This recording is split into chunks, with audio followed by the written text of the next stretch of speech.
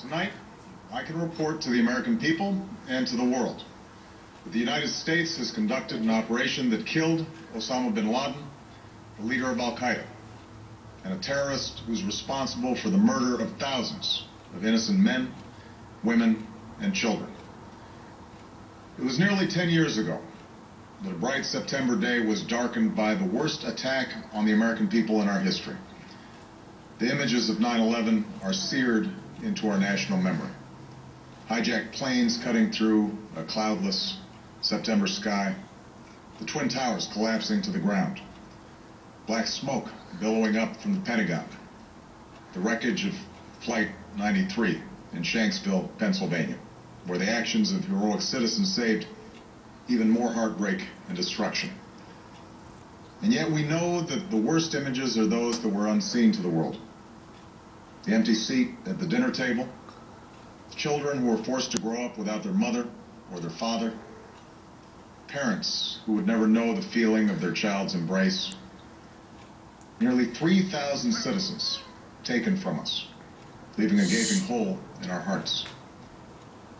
On September 11th, 2001, in our time of grief, the American people came together. We offered our neighbors a hand, and we offered the wounded our blood. We reaffirmed our ties to each other and our love of community and country. On that day, no matter where we came from, what God we prayed to, or what race or ethnicity we were united as one American family. We were also united in our resolve to protect our nation and to bring those who committed this vicious attack to justice. We quickly learned that the 9/11 attacks were carried out by Al-Qaeda, an organization headed by Osama bin Laden, which had openly declared war on the United States and was committed to killing innocents in our country and around the globe. And so we went to war against Al-Qaeda to protect our citizens, our friends, and our allies. Over the last 10 years, thanks to the tireless and heroic work of our military and our counterterrorism professionals, we've made great strides in that effort. We've disrupted terrorist attacks and strengthened our homeland defense. In Afghanistan, we removed the Taliban government, which had given bin Laden and Al-Qaeda safe haven and support. And around the globe, we worked with our friends and allies to capture or kill scores of Al-Qaeda terrorists, including several who were a part of the 9/11 plot. Yet, Osama bin Laden avoided capture and escaped across the Afghan border into Pakistan. Meanwhile, Al-Qaeda continued to operate from along that border and operate through its affiliates across the world. And so shortly after taking office, I directed Leon Panetta, the director of the CIA, to make the killing or capture of bin Laden the top priority of our war against Al-Qaeda, even as we continued our broader efforts to disrupt, dismantle, and defeat his network. Then, last August, after years of painstaking work by our intelligence community, I was briefed on a possible lead to bin Laden. It was far from certain, and it took many months to run this thread to ground. I met repeatedly with my national security team as we developed more information about the possibility that we had located bin Laden hiding within a compound deep inside Pakistan. And finally, last week, I determined that we had enough intelligence to take action and authorized an operation to get Osama bin Laden and bring him to justice. Today, at my direction, the United States launched a targeted operation against that compound in Abbottabad, Pakistan. A small team of Americans carried out the operation with extraordinary courage and capability. No Americans were harmed. They took care to avoid civilian casualties.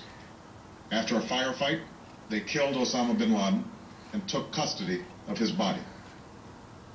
For over 2 decades, bin Laden has been Al-Qaeda's leader and symbol, and has continued to plot attacks against our country and our friends and allies. The death of bin Laden marks the most significant achievement to date in our nation's effort to defeat Al-Qaeda. Yet his death does not mark the end of our effort. There's no doubt that Al-Qaeda will continue to pursue attacks against us. We must, and we will, remain vigilant at home and abroad. As we do, we must also reaffirm that the United States is not and never will be at war with Islam. I've made it clear, just as President Bush did shortly after 9/11, that our war is not against Islam. Bin Laden was not a Muslim leader. He was a mass murderer of Muslims. Indeed, al-Qaeda has slaughtered scores of Muslims in many countries, including our own. So his demise should be welcomed by all who believe in peace and human dignity. Over the years, I've repeatedly made clear that we would take action within Pakistan if we knew where bin Laden was. That is what we've done. But it's important to note that our counterterrorism cooperation with Pakistan helped lead us to bin Laden and the compound where he was hiding. Indeed, bin Laden had declared war against Pakistan as well and ordered attacks against the Pakistani people. Tonight, I called President Zardari, and my team has also spoken with their Pakistani counterparts. They agree that this is a good and historic day for both of our nations.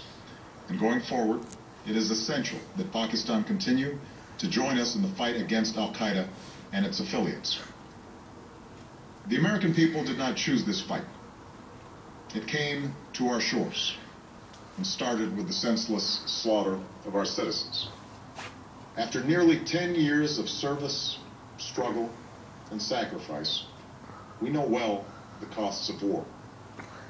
These efforts weigh on me every time I, as Commander-in-Chief, have to sign a letter to a family that has lost a loved one, or look into the eyes of a service member who's been gravely wounded.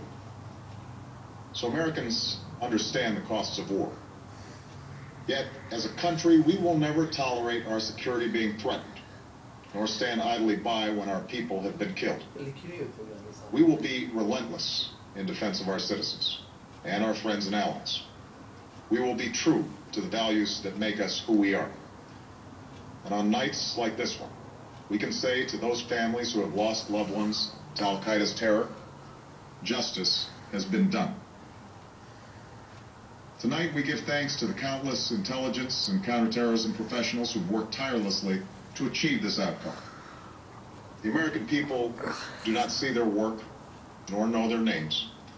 But tonight, they feel the satisfaction of their work and the result of their pursuit of justice.